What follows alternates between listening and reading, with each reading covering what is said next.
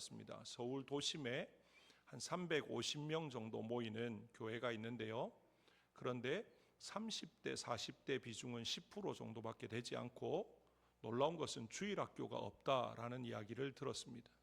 시골에 있는 교회도 어디 산골에 있는 교회도 아니고 서울 도심에 있는데 주일학교가 없다라고 이야기합니다.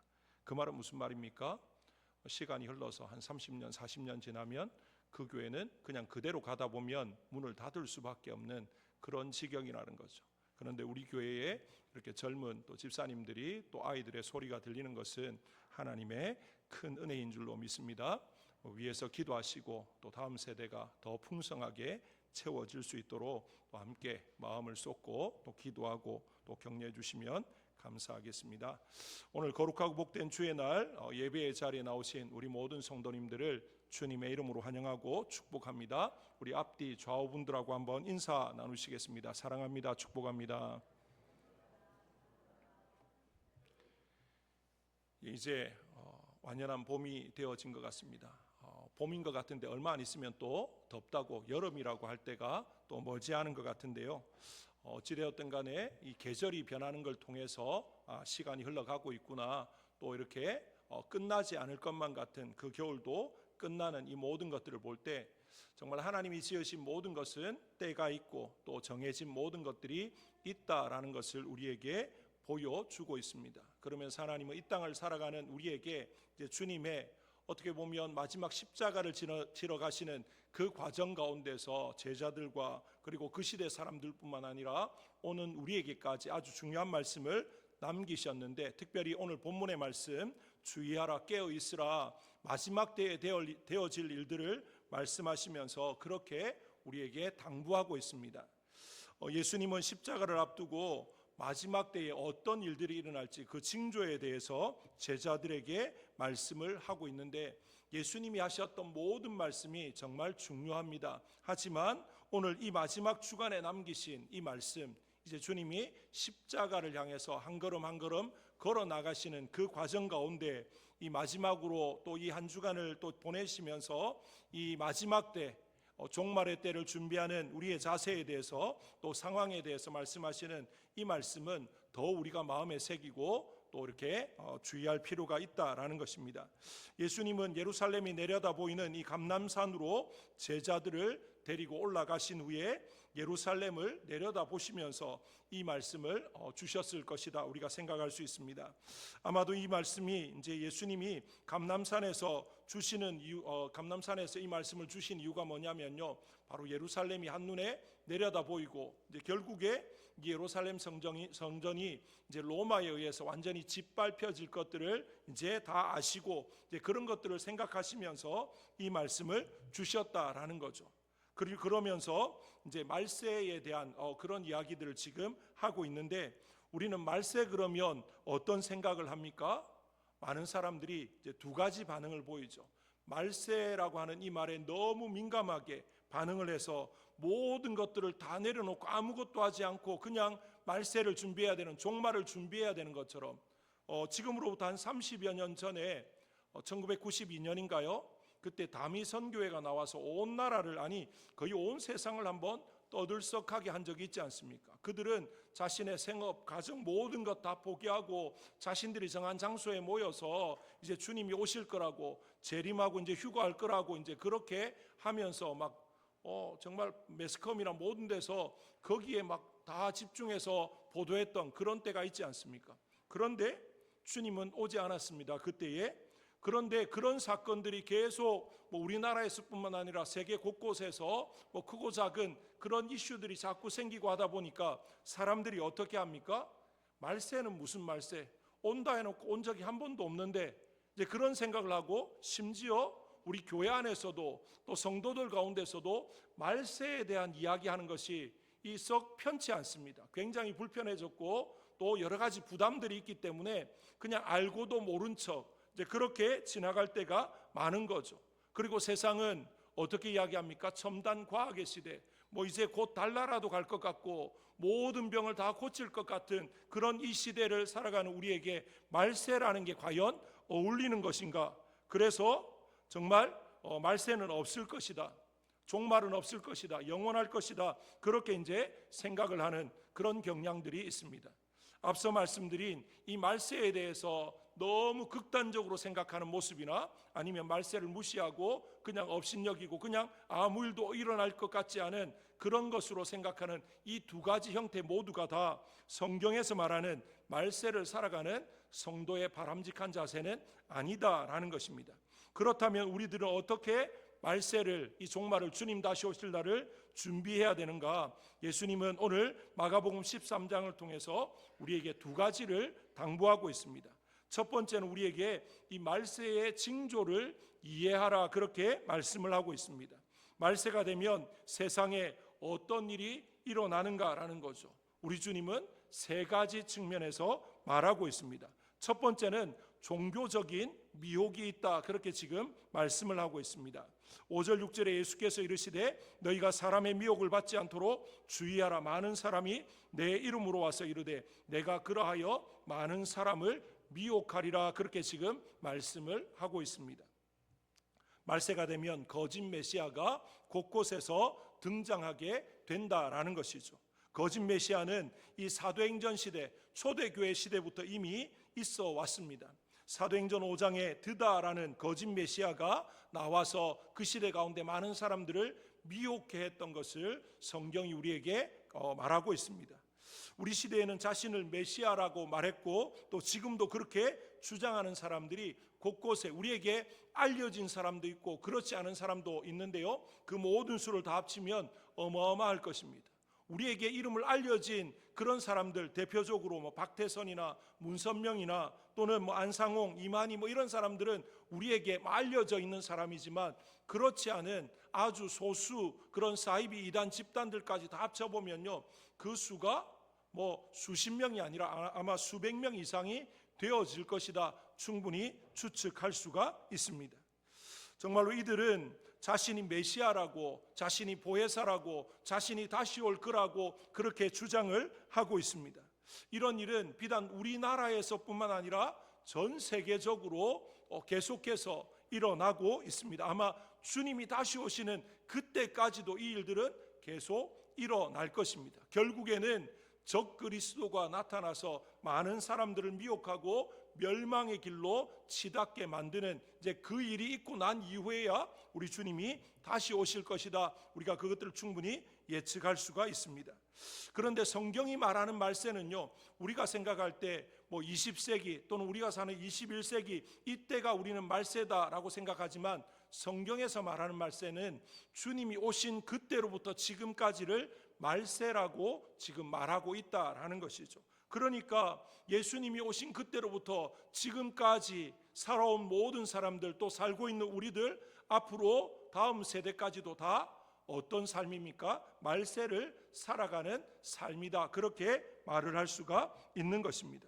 예수님은 거짓 메시아가 조금씩 나오다가 나중에는 이제 적그리스도가 생길 것이다 라고 지금 말하면서 이 말세에 나타날 징조, 종교적인 미혹이 있다라는 것을 말씀하고 있습니다. 그 다음에 또 한 가지는 뭐냐면요, 사회적인 혼란입니다. 본문 7절에서 예수님은 난리와 난리의 소문을 들을 때에 두려워하지 말라, 이런 일이 있어야 하되 아직 끝은 아니다라고 그렇게 말합니다. 무슨 말입니까? 전쟁이 점점 더 많아지고 그 정도가 점점 더 심해진다라는 것입니다. 예수님 시대에도 전쟁이 있었습니다. 그리고 지금도 전쟁은 세계 곳곳에서 진행되어지고 있습니다. 하지만 한 가지 차이가 무엇입니까? 그 전쟁이 더 빈번하게 일어나고 그 파괴의 정도가 점점 더 강해진다라는 것입니다. 역사학자들에 의하면요, 지난 5,000년 동안 온 세계 가운데 있었던 전쟁의 횟수를 따져보니까 한 15,000여 번 정도 전쟁이 있었다라고 통계를 내고 있습니다. 그 중에 우리가 알고 또 기억하는, 또 그리고 아주 세계적으로 영향을 미쳤던 전쟁, 그러면 잘 아시는 것처럼 세계 제1차 대전, 세계 제2차 대전, 이것이 가장 큰 전쟁이었다라고 말할 수가 있습니다. 이 세계 1차 대전, 2차 대전을 통해서 그 수천만 명의 사람이 죽거나 다치거나 재해를 입었던 그런 일들을 우리가 역사를 통해서 알고 있습니다. 하지만 지금은 핵무기를 가지고 있는 시대고요. 만약에 제3차 대전이 발발하게 되어진다라고 하면 1차, 2차 대전과는 완전히 비교가 되지 않는 엄청난 희생이 있게 될 것이고 아마도 온 인류가 멸망하게 될 것이다. 누구나가 다 그렇게 짐작을 하고 있습니다. 그런 측면에서 볼 때 온 세상은 폭발하기 일보 직전에 그런 긴장감 가운데 있다라고 해도 틀리지 않을 것입니다. 그렇기 때문에 주님이 말씀하신 이 말세의 징조, 사회적인 혼란 이런 것들이 지금 굉장히 또 우리의 눈앞에 우리의 삶에 펼쳐져 있는 것을 볼 때 주님이 오실 때가 머지않았다라는 것을 알 수 있는 거죠. 그 다음에 또 한 가지는 뭐냐면요, 자연적인 재앙입니다. 8절에 민족이 민족을 나라가 나라를 대적하여 일어나겠고 곳곳에 지진이 있으며 기근이 있으리니 이는 재난의 시작이니라, 그렇게 지금 말하고 있습니다. 여기서 특별히 두 가지 자연 재앙을 두드러지게 말하고 있는데 그게 무엇입니까? 지진과 기근입니다. 지금까지 많은 지진과 가뭄이 일어났지만 앞으로 그 횟수나 정도가 더 심각해질 것이다 라는 것을 우리로 알게 하십니다. 도처에 지진이 일어나고 물이 부족함으로 말미암아 기근이 계속되어지거든 주님이 뭐라고 이야기합니까? 이제 마지막이 가까워왔다라는 것을 깨달으라는 거죠. 이것이 바로 말세의 징조입니다. 예수님은 우리에게 이 말씀을 하시면서 말세의 징조를 이해하면서 살아가라 그렇게 당부하고 있습니다. 이것은 곧 세상 돌아가는 것을 분별하면서 살라는 거죠. 단순히 이것을 환경 문제, 자연 문제 이렇게만 접근할 것이 아니라 영적으로 주님이 오실 날이 얼마 남지 않았구나. 그렇다고 해서 우리가 아무것도 하지 못하고 벌벌 떨고 두려워하고 그냥 안절부절하라는 것이 아니다라는 거죠. 주님이 오실 때가 가까워왔다. 이제 주님이 곧 오실 것이다. 그러면 내가 무엇을 해야 되고 하나님이 이 시대 가운데 나를 부르셔서 무엇하기를 원하시는가, 그런 것들을 더 제대로 깨닫고 거기에 맞추어서 사명을 감당하는 그런 삶을 살아가라는 것이죠. 그래서 오늘 우리가 읽은 본문 가운데 무화과 나무 비유를 지금 주님께서 말씀하고 있습니다. 무화과 나무의 비유를 배우라. 그 가지가 연하여지고 잎사귀를 내면 여름이 가까운 줄 아나니, 그렇게 말합니다. 지난 겨울을 생각해 보십시오. 봄이 될 듯 하면서 계속 추웠습니다. 그런데 날이 조금 풀리고 계절이 이제 변하는 것을 우리가 나무를 보면 나무에 이렇게 um이 돋는 것을 보면서 이제 아무리 추워도 이제 겨울이 끝나는구나, 봄이 오는구나, 그렇게 느끼지 않습니까? 정말로 이런 자연현상 또 그 시대 가운데 이 무화과 나무에 이 가지가 연하여지고 잎사귀가 나무로 인해서 여름이 되어질 것을 충분히 예측하고, 그래서 이제 곧 여름이 되겠구나 사람들이 그렇게 말했던 것처럼 여러 가지 세상의 징조들 또 여러 가지 모습들을 통해서 이제 말세의 모든 상황들을 파악하고 그냥 천년만년 이 땅 가운데 이 모든 삶이, 이 세상이 영원할 것처럼 그렇게 살아가는 어리석은 삶이 아니라 주님이 분명히 오신다고 했기 때문에 그 오실 날이 가까이 왔음을, 그러면 주님 앞에 섰을 때 우리가 무엇을 드러내어 놓고 주님이 무엇을 보실 것이며 우리의 무엇을 평가하실지 이런 것들을 알면서 제대로 미리 준비해 나가는 삶이 지혜로운 삶이고 또 복된 삶이 아닌가 우리가 충분히 생각할 수 있습니다. 우리가 학교 다닐 때 공부 잘하는 학생과 공부를 잘 못하는 학생의 차이가 무엇입니까? 공부 잘하는 학생은요, 언제 시험 친다 그래도 늘 준비가 되어 있습니다. 그런데 공부 못하는 학생은 예고하지 않고 갑자기 시험 치면 당황합니다. 준비가 하나도 되어 있지 않기 때문에 그런 거죠. 우리는 어떠해야 되겠습니까? 분명히 주님이 예고하셨습니다. 그날을 정확하게 몇 월 며칠 몇 시 몇 년 몇 월 며칠 그런 걸 말하지 않았지만 그때가 오면 이런 징조가 있을 것이다 말씀하신 것은 그걸 보면서 미리 파악하고 준비하고 또 그렇게 해야 된다라는 것을 말씀하고 있지 않습니까? 마지막 때의 비밀을 이해해야 된다, 그렇게 지금 말하고 있습니다. 그런데 말세가 정확하게 언제인지 우리 주님은 말씀하지 않습니다. 오늘 읽었던 28절 29절에 보시면 무화과 나무의 비유를 배우라. 그 가지가 연하여지고 잎사귀를 내면 여름이 가까운 줄 아나니 이와 같이 너희가 이런 일이 일어나는 것을 보거든 인자가 가까이 곧 문 앞에 이런 줄 알라. 그렇게만 말씀하십니다.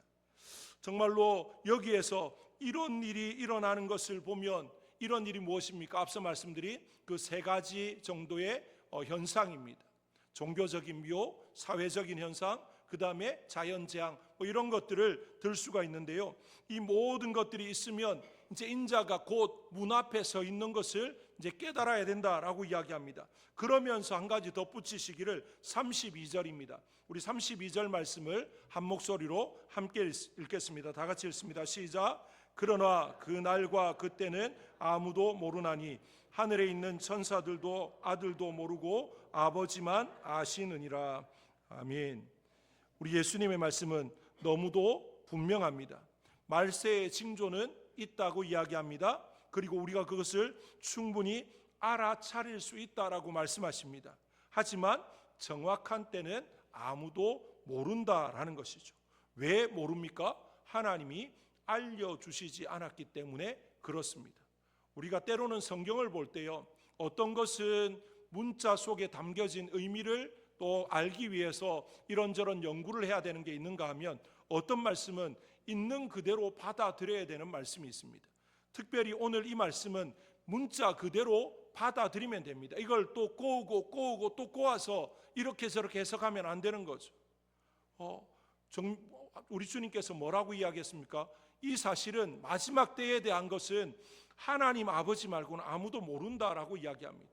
여기에 대해서 이단들은 온갖 또 자신들 나름대로의 논리를 펴면서 그렇지만 이런 누구는 안다라고 이야기합니다.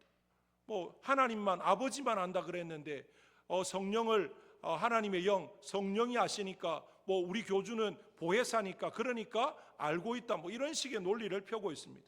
성경 어디에 그런 식으로 해석하라고 말하지 않습니다. 분명히 그때와 그 시는 하나님 아버지 외에는 아는 이가 없다. 하늘의 천사도 아들도 모른다라고 분명히 말하고 있지 않습니까? 왜 이렇게 구체적으로 천사도 모르고 아들도 모르고 하나님 아버지만 안다고 말씀했습니까? 이건 진짜 하나님만 아시는 일이기 때문에 그렇다라는 것입니다. 그렇다면 왜 하나님이 징조는 알려주시면서 정확한 날짜는 알려주시지 않으셨는가라는 것입니다. 여기에 대해서 예수님이 한 가지 이야기를 통해서 그 이유를 말씀하고 있습니다. 오늘 말씀에 보면 멀리 타국으로 간 한 주인의 이야기를 하고 있습니다.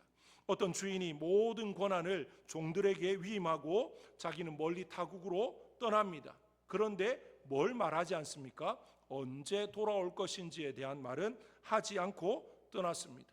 왜 그렇게 합니까? 주인이 돌아오는 시기를 알면 종들이 어떻게 하겠습니까? 그 전까지 엉뚱한 짓을 하다가 주인이 오기 직전에 아무 일도 없었다는 듯이 그렇게 해놓으면 안 되는 것 아닙니까?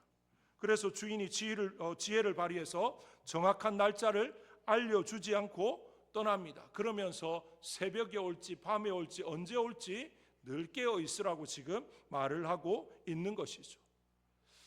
하나님께서 말세의 징조는 보여주시면서 말세의 정확한 시기와 시와 때를 말씀하지 않는 이유가 무엇인가? 바로 이런 이유 때문이다라는 거죠. 우리 인생이 참 악하고 좀 어리석은 게 뭐냐면요, 그냥 이 땅을 살아가는 동안에는 내 마음대로 살다가 마지막 죽기 며칠 전에 예수님을 영접하고 내 죄를 회개하고 구원받아서 천국 가면 좋겠다, 아마 그런 생각들을 예수 믿는 사람 가운데 또는 전도에 보면 종종 이런 이야기를 하는 사람이 많습니다. 나중에 죽기 전에 예수 믿죠. 죽기 전에 예수 믿겠습니다. 그럽니다. 그런데 놀라운 건 뭡니까? 언제 죽을지 모른다는 거죠. 언제 죽을지 알면 그게 가능하겠지만 이 땅에 우리가 흔히 하는 말로 오는 데는 순서가 있었는지 모르지만 가는 데는 순서를 알지 못합니다. 어리다고 나중에 또 나이가 많다고 먼저 그런 것 아니지 않습니까? 사고가 나서 언제 될지 아무도 모르고요. 언제 나에게 어떤 불치의 병이 찾아올지 아무도 예측할 수 없는 게 우리 인생입니다. 그런 인생인데 그 인생이 언제 끝날 줄 알고 나는 죽기 전에, 죽기 한 일주일 전에 또는 죽기 며칠 전에 내가 예수님 믿고 그때 내 죄 회개 다 하고 그러고 나는 구원받아 천국 갈 겁니다. 자기 생각이고 희망사항이지 그건 불가능합니다. 내 삶을 내가 예측할 수가 없다라는 것이죠. 그래서 우리 주님은 오늘 마가복음 13장을 통해서 우리에게 무엇을 말씀하십니까? 말세의 징조를 통해서 늘 깨어 있으라는 것입니다. 그것을 보면서 이 땅이 천년만년 유지되는 것이 아니구나, 분명히 끝이 있구나, 하나님이 시작하신 때가 있었기 때문에 반드시 끝맺을 때가 있구나, 그때의 징조가 이런 거라고 했는데 예수님 때로부터 지금까지 그런 현상들이 점점 더 빈번하게 더 강하게 일어나고 있는 것을 보면서 우리가 뭘 깨달아야 됩니까? 이제 마지막이 가까이 오고 있구나, 내가 더 깨어 있어야 되겠구나, 내가 더 제대로 준비하면서 살아가야 되겠구나, 그걸 말하는 거죠. 이제 그 삶을 무슨 삶이라고 이야기합니까? 종말론적인 삶이다, 그렇게 말을 할 수가 있습니다. 겸손하여서 깨어서 주님이 다시 오실 그때를 준비하는 그 삶을 말하기 위해서 오늘 이 무화과 나무의 때를 이야기하고 말세의 때를 이야기하고 그러면서 깨어 있으라, 그렇게 말을 하고 있는 것이죠. 늘 깨어 있어야 되는 것입니다. 늘 깨어 있지 않으면 어떻게 됩니까? 주인이 도둑같이 우리에게 찾아올 때 깨어 있지 않으면 어떻게 되겠습니까? 그냥 아무 준비되지 않은 상황에서 설 수밖에 없는 것입니다. 정말로 저와 여러분의 삶 가운데 오늘 당장 주님이 오신다 그래도, 내가 오늘 주님 앞에 선다 그래도 주님 앞에 부끄럽지 않을 그런 자신이 있으십니까? 참 우리는 고개 들 수 없는 죄인이고 허물과 죄악이 참 많습니다. 하지만 믿음을 준비하고 말씀 위에서 정말 바르게 살기 위해서 몸부림치고 살아간다면 우리의 허물, 우리의 모든 죄악들 주님은 용서하실 것이고 또 그런 삶들을 우리 하나님은 인정해 주실 것입니다. 그런데 교회는 왔다 갔다 하지만 주님이 언제 오실지에 대한 관심은 전혀 없고, 주님 앞에 언젠가는 서겠지만 오늘은 아니라고, 또 올해는 아니라고, 앞으로 2, 3년 안에는 안 설 거라고 그렇게 생각하고 마음대로 살아가는 삶이라면 주님 앞에 섰을 때 어떻게 되겠습니까? 악하고 게으르다고 주님으로부터 책망을 듣지 않겠는가라는 것입니다. 제가 아는 어떤 목사님이 그 교회에 장로님 이야기를 하는 걸 들었던 기억이 있습니다. 그 장로님이 이제 병원에 갔다가 진료를 이렇게 보고 이렇게 검사하는 도중에 이제 암이라는 판정을 받고 그 의사에게 청천벽력 같은 소리를 듣습니다. 누구시 이제 길어봐야 앞으로 6개월을 넘기지 못합니다. 6개월까지 사는 것도 이것도 굉장히 많이 잡아서 6개월이고 아마 그 전에 아마 생을 마감하게 될지 모르겠습니다 라는 그런 선고를 받게 되어졌습니다. 그 장로님이 그 의사로부터 그 말을 듣고 집에 와서 이제 남은 생이 얼마 남지 않았다라는 걸 알고 자신의 삶을 정리하기 위해서 이제 하나하나 이렇게 나가는데, 특별히 하나님 앞에 지난날의 삶을 돌아보면서 자신의 허물, 죄악된 것들 또 이 모든 것들을 기도하면서 공책에 하나하나 적어 나가면서 하나님 앞에 눈물로 회개했습니다. 또 그 가운데 이제 사람에게 또 찾아가서 또 용서를 구하고 화해할 수 있는 이 모든 것들은 또 적극적으로 찾아가서 또 대화하고 또 식사를 대접하기도 하고 이러면서 그 관계를 풀어나가는 이제 그런 시간들을 쭉 가졌습니다. 이제 그러면서 시간이 흘러서 5개월이 지나고 6개월이 되고 이제 7개월째 접어드는데도 몸에 아무런 이상이 없습니다. 이제 점점 죽음이 가까워오면 통증도 있어야 되고 여러 가지 몸에 심각한 문제들이 생겨야 되는데 아무 문제가 생기지 않습니다. 그래서 이 장로님이 다른 병원을 찾아가서 이제 진단을 받았는데 알고 보니까 처음 갔던 그 병원에서 오진을 한 것입니다. 그걸 알게 되었습니다.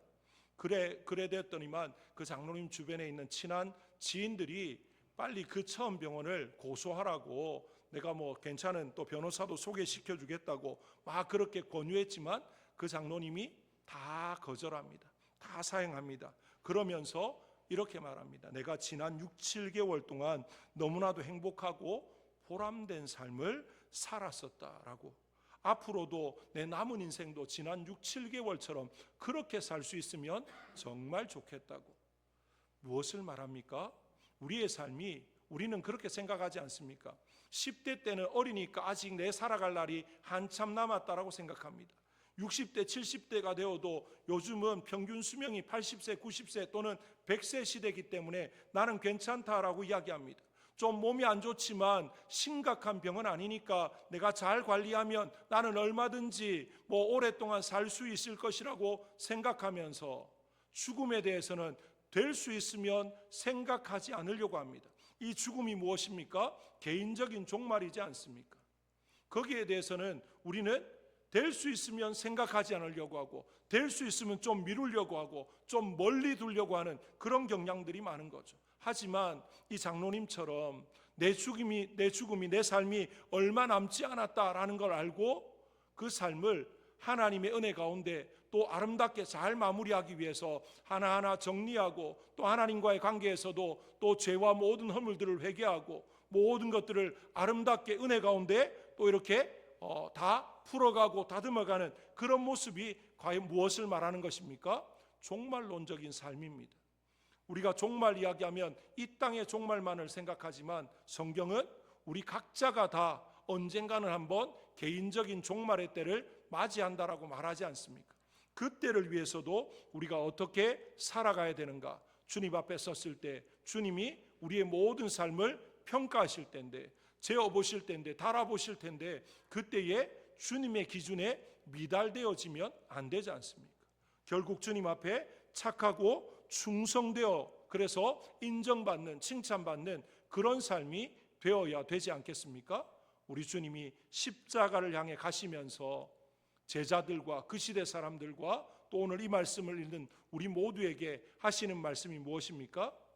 우리의 삶이 천년만년 계속되는 게 아니라, 이 땅이, 이 세상이 천년만년 영원히 계속되는 것이 아니라 끝이 있다라는 것입니다. 끝이 있음을 알고 그 끝을 준비하는 인생이 지혜로운 인생이고, 또 하나님은 그 끝을 준비할 수 있게끔 우리에게 징조를 통해서 또 알게 하신다라는 것을 말씀하고 있습니다. 이렇게 말씀까지 해주시는 이유가 뭡니까? 몰랐다라고 말 못하게 하시는 것입니다.